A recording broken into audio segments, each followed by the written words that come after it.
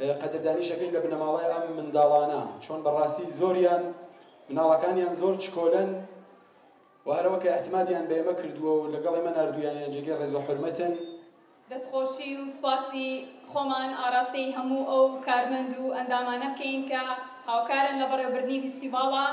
بێگومان لە زۆربەی فیستیڤاڵەکاندا بەشخراوە بنەوە ئەندامە لەش ساڵ و تەندروستانە.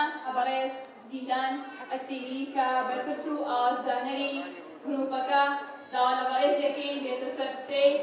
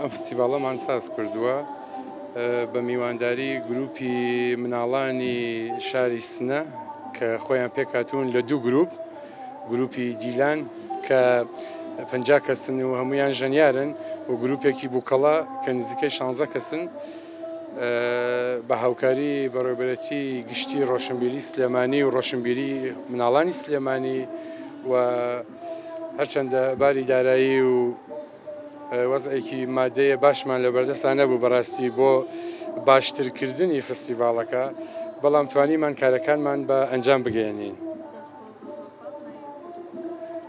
ئیسماعیل شێخ موراد بەڕێوەبەری ڕۆشنبیری مناڵانی سلێمانی، زۆر سپاس بۆ ئێوەش.